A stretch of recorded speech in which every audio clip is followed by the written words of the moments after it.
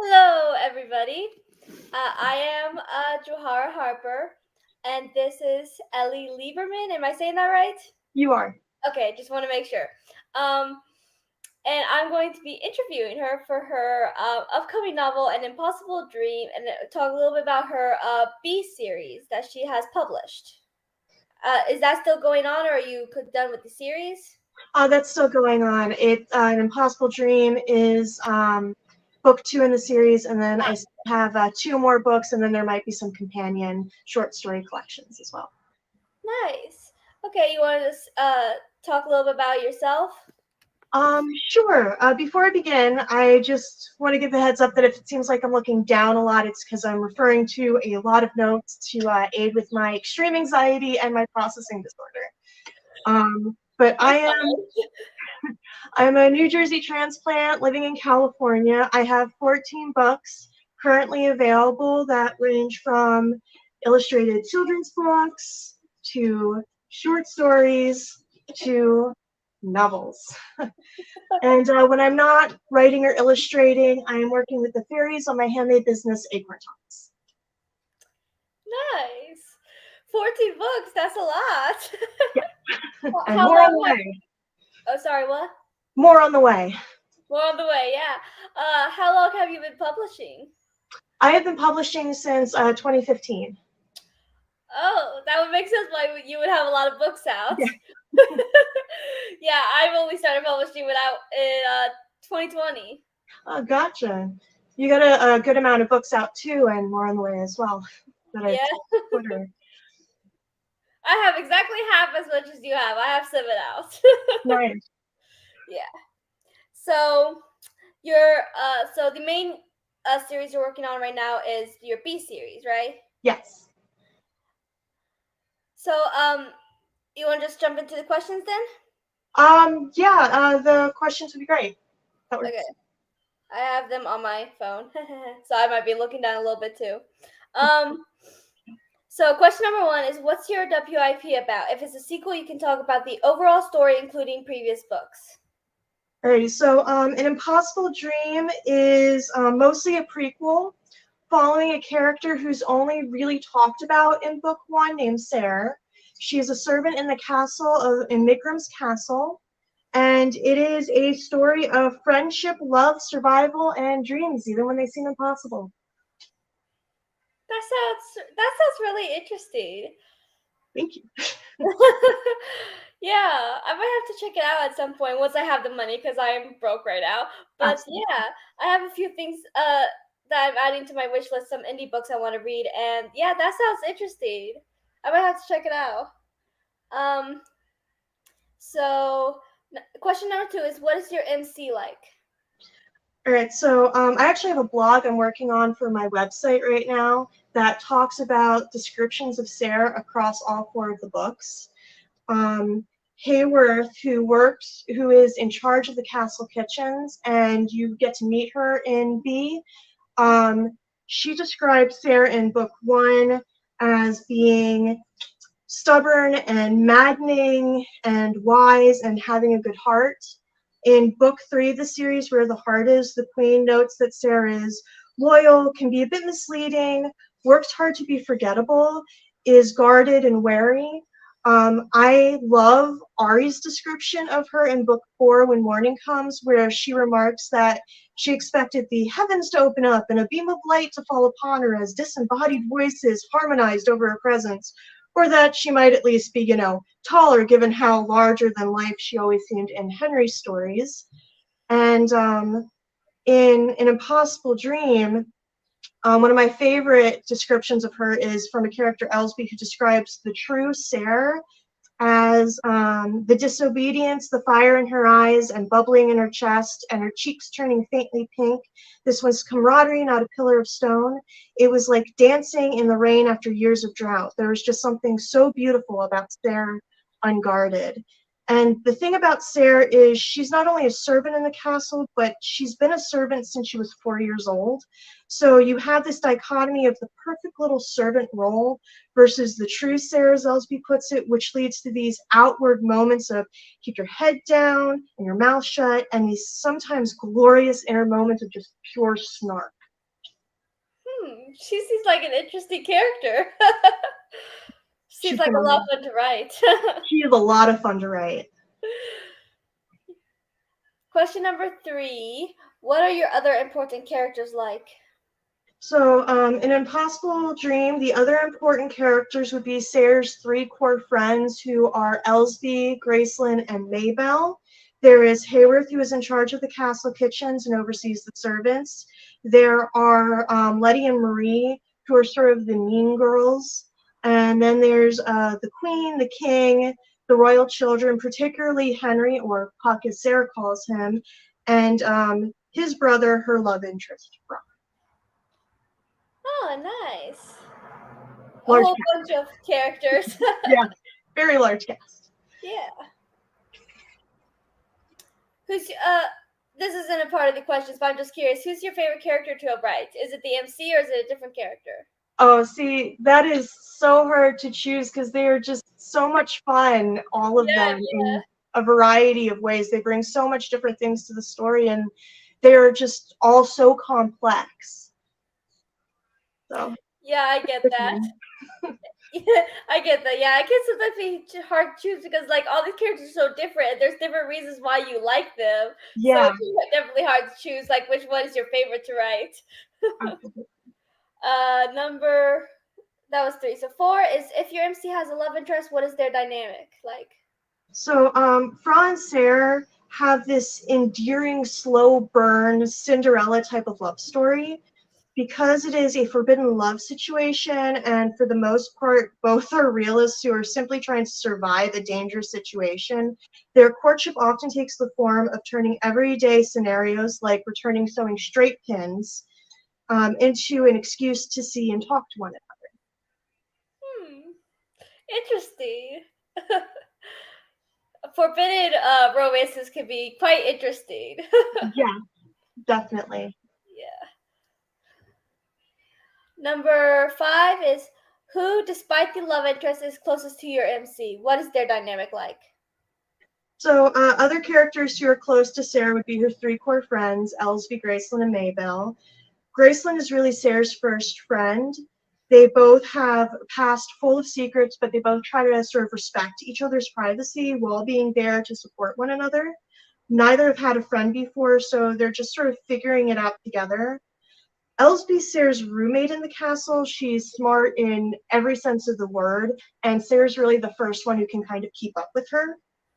There's Maybelle, who's this mousy little thing, and Sayre winds up helping her find her place in the kitchens and kind of giving her a confidence boost, while Maybelle sort of helps teach Sayre how to navigate like friendships and found families and stuff like that.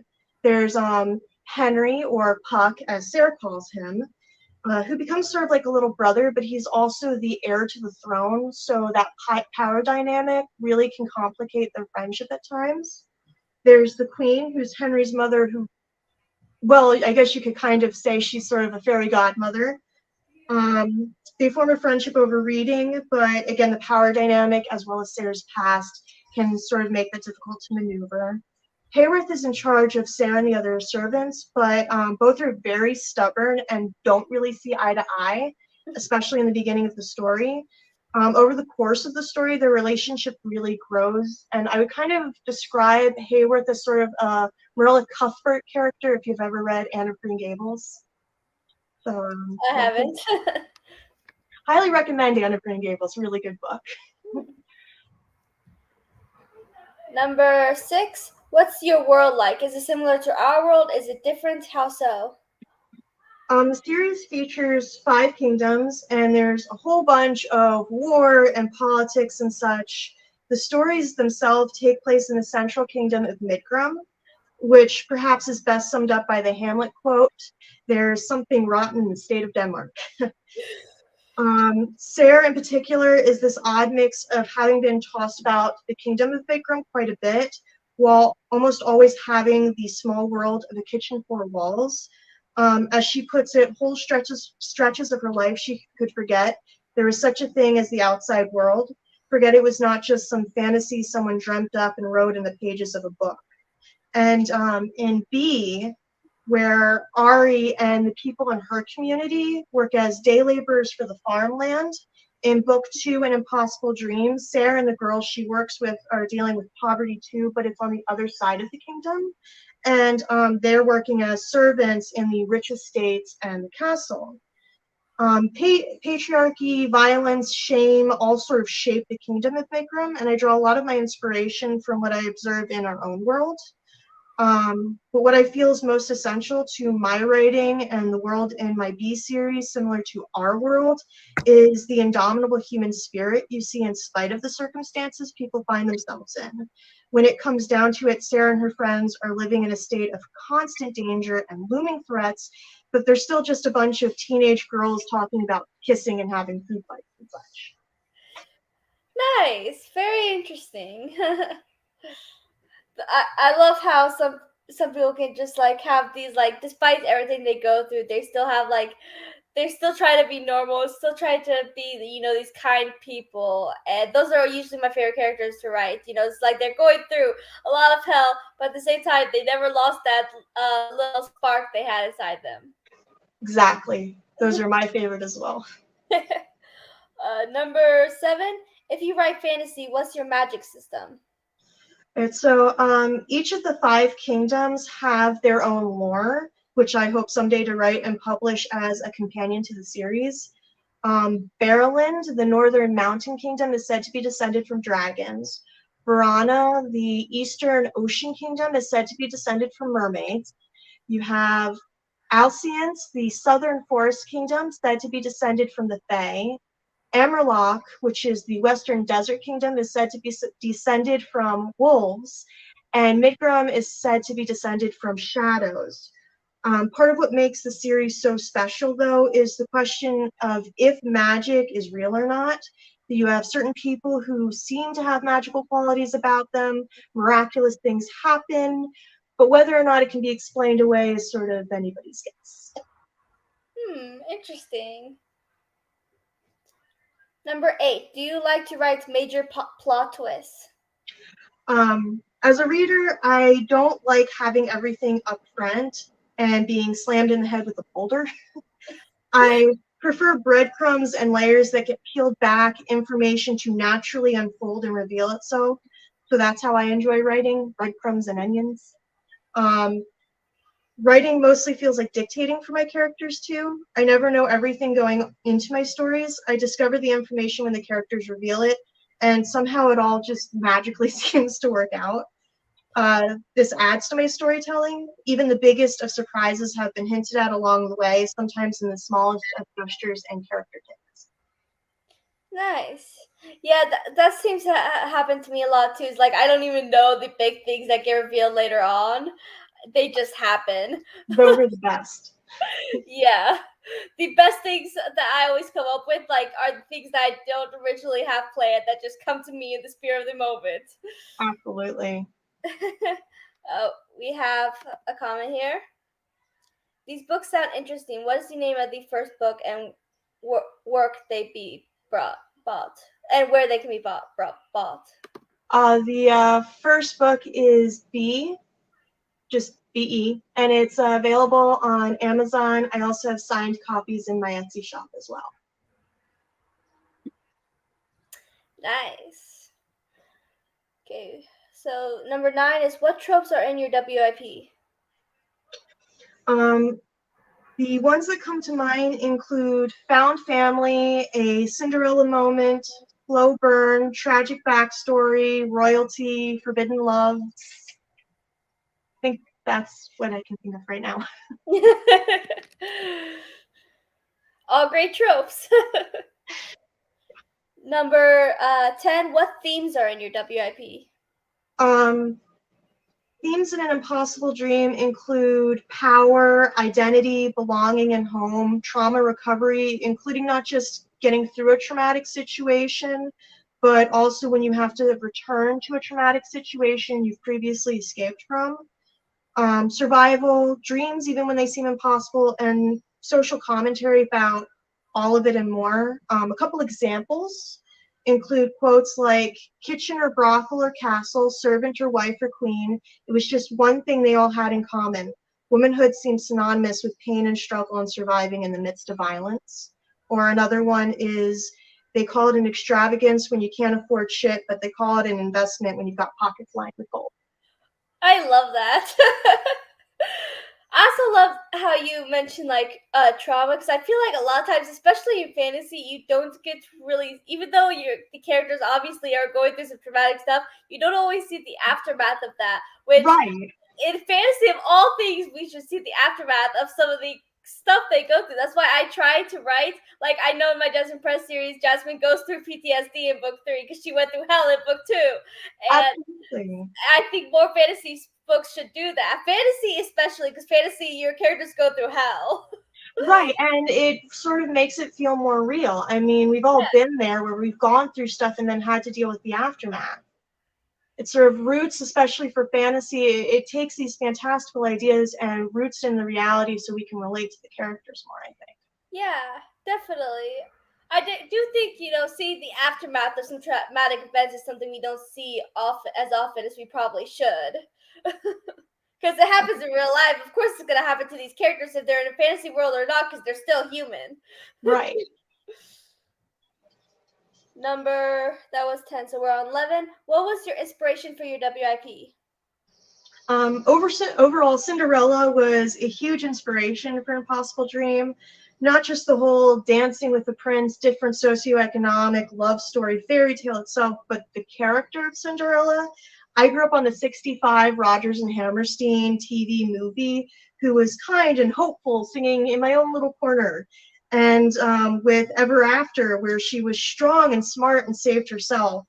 Cinderella is rebellious from going off to the ball, knowing the consequences, to remaining kind in the face of cruelty. Other inspiration comes from certain frustrations with commonly held beliefs, adages, and social norms, like always having to forgive, or those who have been hurt should always take the high road. And I also take inspiration from basically everything around me. The story itself came about because the minor character in book 1, Sarah, wanted to tell her story, and a lot of that also really wound up shaping and influencing book 3 and 4 in the series as well. Nice. Yeah, I was never a huge fan of Cinderella, but uh, and when I was younger, I used to think she was a lot like one of those older sea princesses. But when you're older, you realize that she might not be as like empowered as some of the later princesses, but she's definitely not as a damsel in distress as the early ones either, so she's kind of in the middle, if you ask me. It also really depends on the version of the story itself, too. True. Yeah, I think I've seen a lot of the modern Cinderella movies, but I haven't really seen a lot. Like, I've never seen Ever After or anything. I think my mom has, though, but I haven't. Okay. Number 12, are you a plotter, pantser, or somewhere in between? If your WAP is a part of a series, how much do you have mapped out for it? So I am as much of a pantser as you can probably get. I am total pantser. Um, let's see. I like to call my method quilting. I write what comes, try to put it in the manuscript where I think it would fall, and move things around as I go. And then when I think I have the majority of it in the manuscript, I sort of stitch it together, so to speak. I also have a running timeline for the first 3 books and parts that happen before the books, but that's mostly to make sure I have like character ages and order of events correct. I also have notes scattered about everywhere with information about like the different kingdoms and politics and such like that, mostly because I have an absolutely horrific memory, and it doesn't help that I'm a squirrel with my notes. So perhaps the best way to describe my writing process of the B series would be squirrel seamstress. Interesting. We have another comment. Hello, thank you for joining us. Quilting is beneficial for long multi-plot epics. Good to know. I will I keep that in always mind. thought it was really cool when people could do something like that, but I cannot. I get so confused if I do not do it in the order it comes. So if I come up with an idea that's supposed to be later on, I will type it out on my phone where I have my notes for my book and explain as much of the idea as I can so that I can write it later on because I get so confused if I try to write it out of order. It has to come chronologically for me. It's interesting how many different methods different writers have and how much we take methods that are similar and then like try to make it fit us. Yeah. There's like no cookie cutter way, and there's kind of a beauty to that. Yeah, definitely. Number 13. Who's your favorite character to write in your WIP? If it's your MC, then who is second? Is the second? I'm sorry, can you repeat that? Oh, sorry. Who's your favorite character to write in your WIP? If it's your MC, then who is the second? Um, it's hard to pinpoint just one character I enjoy writing most. All the characters are fun in different ways. To me, they're all so complex. They each have their moments of humor and wit and wisdom and sweet and not so sweet and wide-ranging emotions. And Definitely.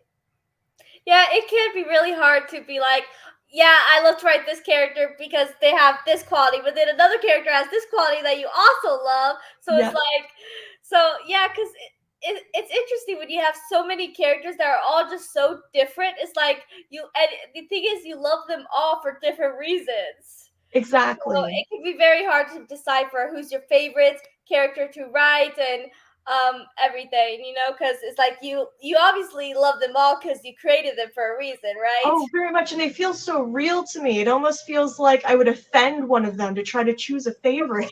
It's like And trying then to I would have to worry that kid. they won't talk to me anymore, and then that would make the writing process very difficult. Yeah, definitely. It's like trying to choose a favorite kid. Yeah, exactly. Because it's like you love them all. Like, can you really choose like a favorite character to write? Because it's in the same way you made them, just like you made your kids. So Absolutely. number 14. What's the dynamic like between your MC and villain? If it's not fancy, then the main character toward your MC. Alrighty, so there are different levels of antagonists in an impossible dream. You have the ghosts of the characters past. Then there are the mean girls from the kitchens, Marie, Letty, and Jenny. They're servants too, but they're just god awful bullies. You have Fra and Henry's siblings, sometimes referred to as royal brats, mostly Rochelle and Briggs. Sarah describes Rochelle as there's nothing more dangerous than a powerful person who feels powerless. Briggs is terrifying on a whole different level. I mean, if you can scare my character Elsby, you know that this is someone to watch out for. Um, and then finally, there's the king. My editor likes to describe him in this book, particularly as a shark circling the edges and progressively getting closer. Interesting. I like the way you describe some of them. Like, very, very interesting ways to describe people. Thank you. But good, interesting. Like, sounds like you have some interesting villains. Because villains can be interesting. I don't agree with like some shows, movies, books, whatever that try to make you sympathize with every villain. No, Because see, I completely agree with you on that, and I also feel like that it completely does a disservice also to the main character as well as sometimes the reader in the situation, especially if they can relate to what the MC is going through with the villain, because sometimes in our own lives, an asshole's just an asshole sometimes, and pretty I much don't need to necessarily sympathize with somebody who's hurt me. exactly. And even for the villains that have more of a sympathetic background, doesn't still give them the right to become all evil like that. Because there's plenty of people that have a bad background but still didn't become evil.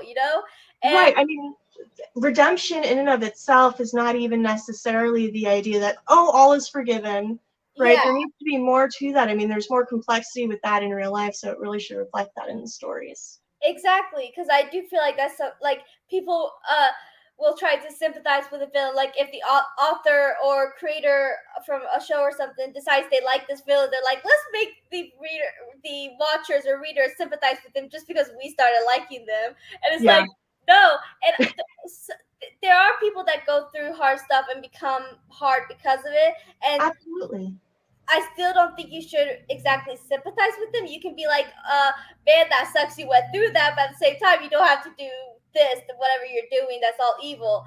Right, and there's there are definitely stories like that that are great in their own way, but I don't think it needs to be for every story. Yeah, exactly. Like, I wrote a prequel for my Jasmine Press series, which is a villain origin story, but I didn't write it to sympathize with the villain. I just was like, this is how she became the villain. Like, Yeah, there's nothing really to sympathize with her. She just became kind of evil. right. And so you get to learn how she became evil, but it's not meant for you to sympathize with her, if that makes sense. It does. Sounds really cool. Thanks. Okay, so that was 14, right? So 15, without being too spoilery, what was your favorite scene to write in your WIP so far? All right, so just like with the character, it's really hard to pinpoint just one scene that was my favorite to write in An Impossible Dream. There's pranks that were really fun to write. I enjoy the banter and witty comebacks. I'm kind of with my character Elsby that I like the times where the main character Sarah gets lost in the moment and can't help but be herself. The friend group in particular is just so special to me. So those moments of platonic intimacy is just so nice and not just refreshing in the story, but absolutely necessary to the story as well. Nice. Yeah, I definitely like whenever it's like, because don't get me wrong, I like a good romance subplot. I'm not big in pure romance. I need something more. I mean, Me if too. you want to read just romance, that's fine. But for me, not really. I need it to be a subplot. But even if it is a subplot, I still feel like romance can overshadow other types of relationships most of the time, Absolutely. which is something I don't like because my favorite types of relationships are usually like friendships and stuff. So even when I have romance in my stories, I like to make it a point that that's not the only relationship that matters. These other relationships are just as important, if not more important. Absolutely. I'm with you 100%. I mean, one of my biggest issues I have with things like romance too is I sometimes feel like it takes over from a main character, especially when she's a woman. Yeah. That idea that that becomes sort of her whole story rather than who she is. Exactly. And if you want to have romance, that's fine. But like you said, I don't like when it becomes the only thing that's important with a certain character, especially a female character, because, yeah, they might be head over heels in love, but they still are their own person. They have so much more Absolutely. personality than just the boy they like. Absolutely. Number 16. If you're writing a series, do you like ending on cliffhangers? Do you plan to end on a cliffhanger in your current WIP? So cliffhangers. I am not the biggest fan of cliffhangers as a reader, so I try my best to try to avoid it in my writing.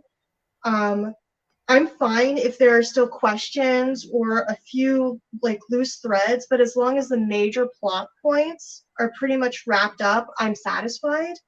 That feels more realistic to me, and especially for a book like An Impossible Dream, where we're following Sarah's story and it's mostly from her perspective.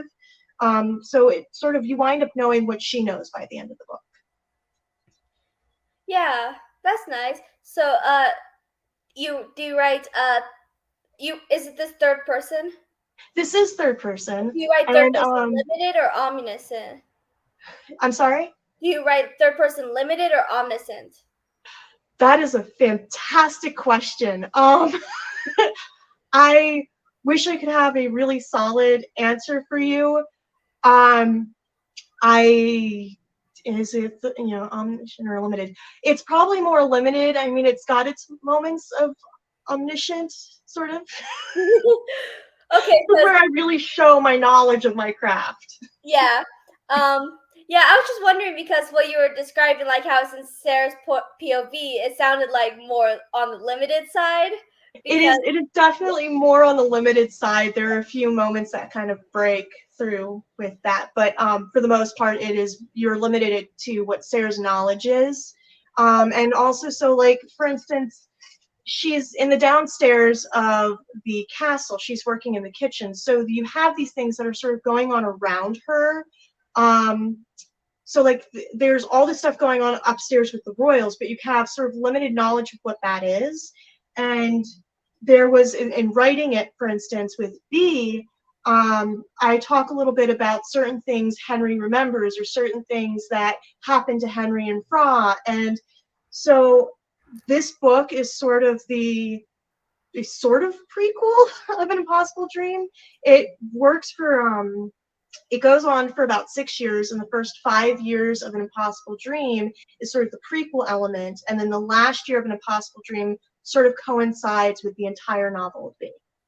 Oh, interesting. So you really wind up with this sort of overlap of timeline there, which can kind of, if you read both books, you can figure out what's going on, but through An Impossible Dream itself, you are limited to Sarah's knowledge of things that are happening.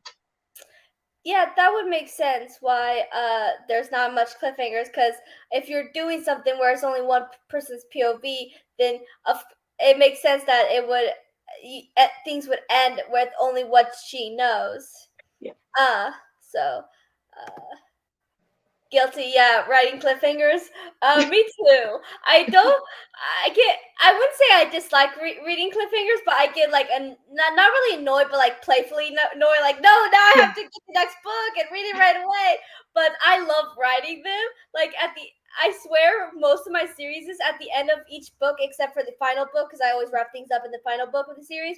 I end up on a cliffhanger. Some are smaller, some are bigger. Yeah. So I am guilty with leaving things off at cliffhangers, but I also write third person omniscient. So Gotcha. you get into, because I have all these different characters, so I like to get into all of their heads.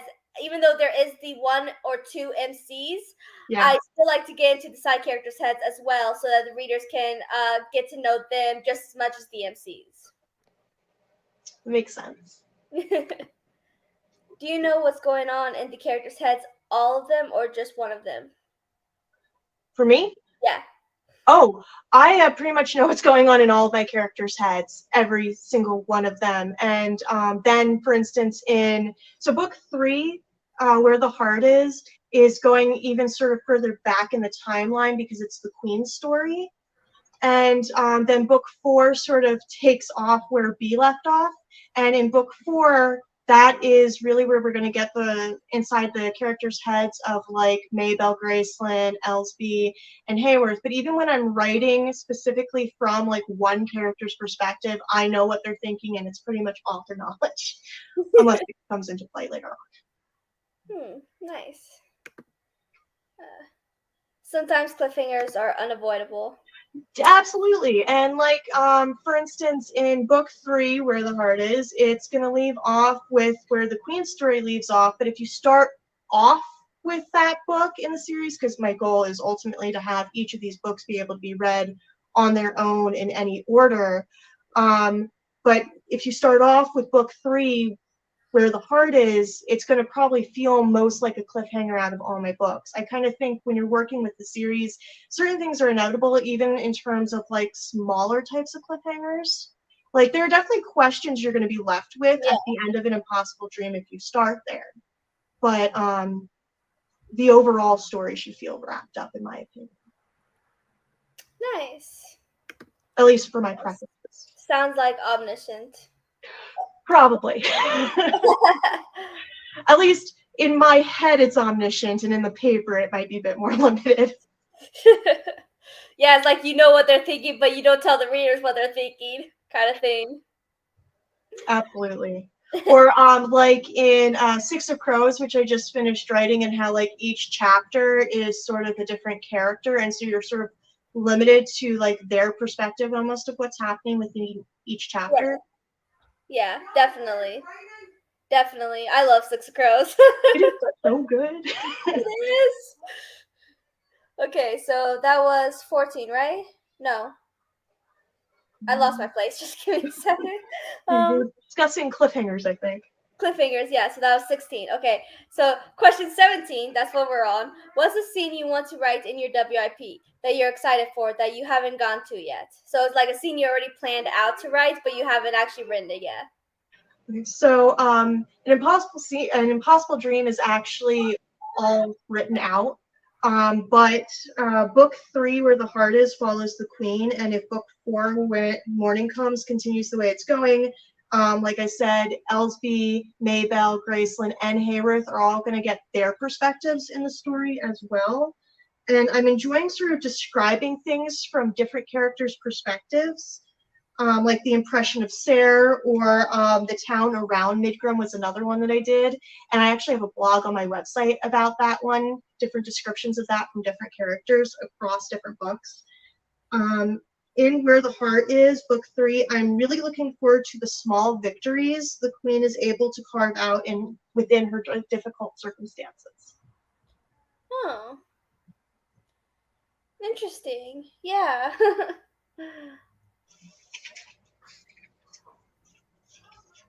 Yeah, I have scenes I'm excited to write, but like I said, a lot of my favorite scenes turn out to be the ones that I did not know was gonna happen until I was writing it, because Absolutely. they just turn out so good because you didn't even expect to be writing them, and then boom, they happen. It's like they happen out of nowhere, and then you're like, I really love this scene.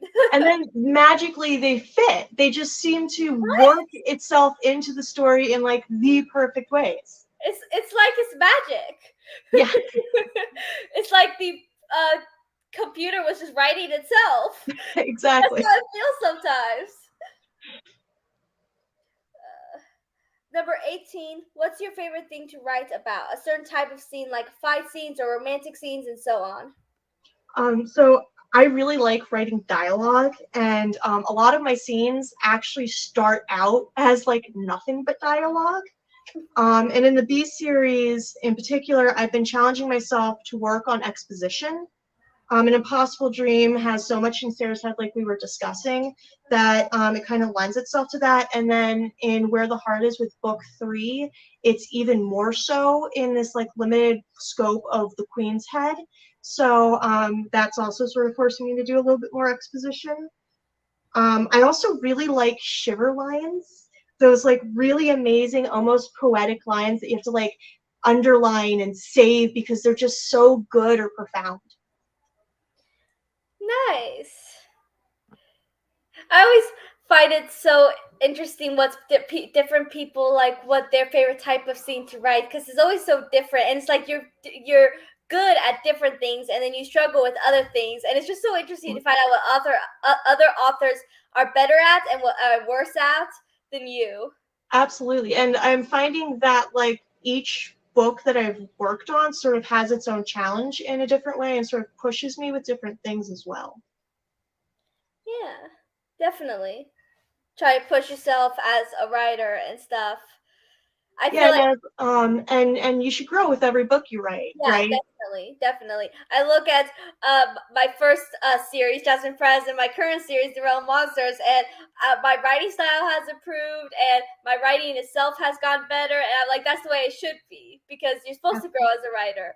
And even though I still love the story of my Jasmine Prez series, I can definitely see where there's some faults because it was my first series Yeah, than from what I'm currently writing, which is more newer and definitely more. I've gotten some things figured out as a writer. So definitely. we have a new person. Hello, hello from upstate New York. Hi, glad you could Hey, join New us. York. We are discussing Ellie Lieberman's B series. Uh, that is available on Amazon. Book 1 is out, and book 2. Do you have a release date yet, or is that even done? Sometime before the end of the year. Sometime before the end of the year. Sounds like a plan.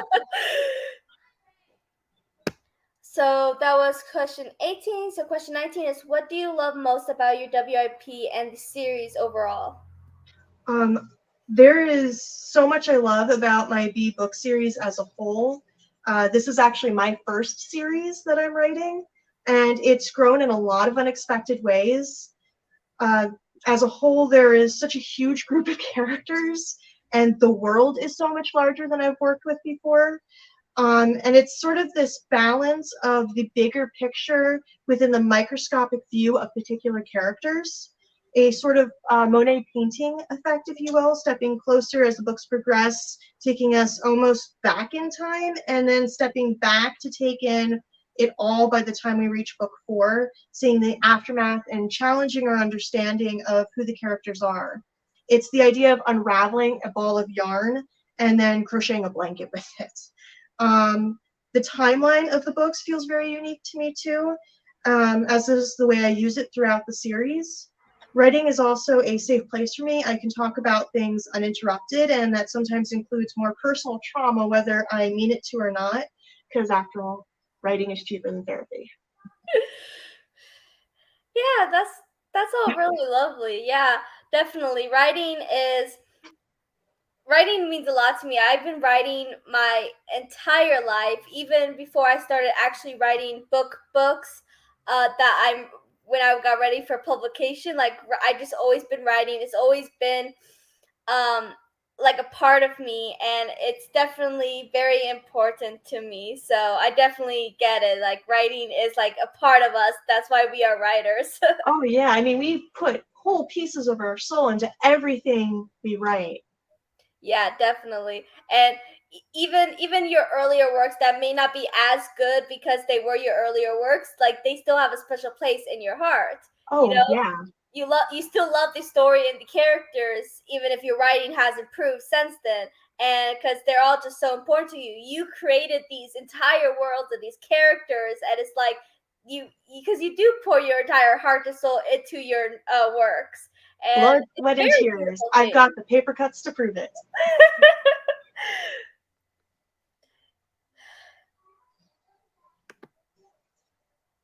That was the most fun. Who needs therapy when you can kill off fictional characters? Right, or beat the shit out of them occasionally. So true. I'm sorry, I'm being glared at by one of my readers right now for over the whole killing a character thing. Oh my gosh, my mom, she was, I don't know if she's still in the chat. She was actually the one that commented first. But she and my best friend are still mad at me for a character I killed off in my very first series. He died in book 2, and the two of them still yell at me on a, like, I swear, a weekly basis about me killing her off. Oh yeah. We all need readers like that. So yeah, I definitely feel that. I know this a little too well. Yes, us readers are a different type of species. That is the most unique and vivid way to explain a way to create a story. Yeah. Thank you. Do it again. I think he means like killing off a character, like kill off another character, just torture the readers a little bit. There are 4 books in the series, so Do you I kill off won't characters spoil a lot? anything. Oh, sorry, what? There are 4 books in the series, but I won't spoil anything in terms of character deaths. Yeah. Do you tend to kill off characters, or are you more on the not Do I side? do I tend to kill off characters? Well, over the course of the 14 books, I'd say I would not compare myself to George Martin, but there have been a few deaths, a few characters to mourn, definitely. Yeah.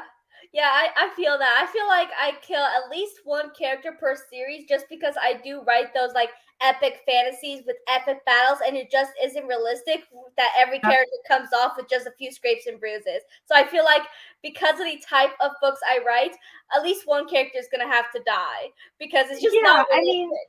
when you're writing an epic story like that, especially, you're gonna have to deal with the cost and the consequences of some of this stuff, and inevitably it happens to be ruining your characters' lives.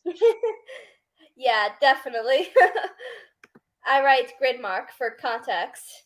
Well, there you go. Yeah. I often run into the situation where I run out of characters. Oh wow. Oh, I don't think That's I'll awesome. have that issue. I have issue of walk-on characters all the time, And book 4, like I went in with this large cast, and they just keep coming in. They just keep showing up. I got to the point with one character the other day where I had to run through the alphabet to make sure whatever name I gave them did not sound too similar to another character's name. Wow, yeah.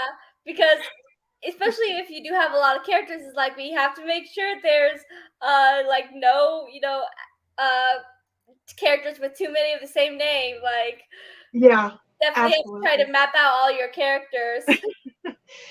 Yeah. Like, Here's a random question I just thought of. Is there like something you are like just like really good at, like that you don't understand like why you're good at? Is like this is very hard to explain. Like I'll give you an example with myself, but like I've been told I'm very good at naming characters very um like names that go together. Like in my Jasmine Press series, I named Jasmine, Lilac, Rosemary, who you all find out are technically related, and those are all flowers. And I did oh not wow. intend to do that. And in Oh, that's another series funny. I have planned, I have this it's mostly going to be about skeletons, but there is a human character that's a main character, and I named her Vivian. And what I did not know is that that means lively, and considering she's the only main character that's actually alive, it's Oh, I pretty love funny. that. And it was all by accident. So, is there anything like that that you're just really good at, but it's just like a hidden talent? Um, well, I have a lot of things that sort of happen to, like I said before, work itself out. Mm-hmm. Um, there is, I'll try not to be too spoil. Yeah, I mean, there's like threads I didn't even realize going through the story. There is Maybelle, for instance, who there's a discussion at one point in a possible dream about kissing and who they might like to kiss. And she brings up the fact that she might like to kiss this other girl from the laundries, and because she smells good. And one of my early readers pointed out the fact that that's so funny, given the fact that Maybelle's mother used to take in laundry to as supplemental income for the family. And I was like, oh yeah, that's true, isn't it? That's So so there's just these funny. things that just sort of these threads that I don't even realize are like going through the story, and it's cool working in the series, and because I'm finished. You know, B is published. I have an Impossible Dream I'm done writing, and it's just going through like edits right now. And I have book 3 and book 4 that I'm writing at the same time. And the amount of threads, even from like book 1 that stretch all the way to book 4 that I didn't even realize and have been there the whole time, have just been like mind blowing. And then there's certain things with like names and or flower symbolism seems to be another one that magically works out. Um, a character will be like, oh yeah, here's a fern or whatever, and you're like, cool, that's a thing in the story now. It's a fern, and then I'll look up what the symbolic meaning of fern is, and it's like new beginnings, and it's like, wow, that is exactly what the character's arc is. So yeah. Interesting. Yeah. I just find it funny how we add these little details that we don't even realize connect. Like Yeah. I didn't even realize until my writer friend mentioned that jasmine, lilac, and rosemary are all flowers. Like it never even crossed my mind. And then I didn't even know that Vivian meant lively. I just named this character Vivian, and she's really the only human character you really get to know. And It's so I just funny find how that it so happens. funny. It's funny how those things like work itself out, and you don't even Oh, mean for it to, yeah, I mean, you talk about some sort of subconscious magic going on there. right? Question 19. No. Okay, I already did 19. So we're on the last question, 20. What are you most excited for readers to read once it's published? Um, what am I most excited for? I think some of what I write hasn't always been explored as much, at least from what I've seen, in terms of like the trauma recovery. For instance, where like with Sarah, it's not just surviving current trauma or dealing with past trauma, but the idea of having to return to a traumatic situation after you escaped it. I swear that's almost harder in some cases. Um, that sort of been there, done that, there again type of feeling and situation. And maybe it can help someone else who has been there before, that sort of relatability. Um, a critique partner of mine pointed out my main characters for my books tend to not fixate on romantic partners. In the case of An Impossible Dream, there's so much focus on the friendships and the platonic intimacy between friends and found family. There's the individual character development and then the development of their relationships and the reveals of certain information about the character. In other words, the whole thing, just everything, just An Impossible Dream here, read it. Yeah, definitely. It definitely seems like something I'd be into. Especially because the most important thing it seems to be those platonic relationships, and like I mentioned earlier, those are my favorite type of relationships to watch or to read. And even if I love a good like a couple, I still love those platonic things more. And that's definitely something I don't think is utilized as often as it should be. Absolutely. And yeah, so I'm definitely once I can, it's gonna have to pick up your book because that definitely sounds like something I would like. Oh, I that would love be those. awesome. I love I would those be kind greatly books. honored for you to read it. Well, once I am able, I will definitely be picking it up Awesome.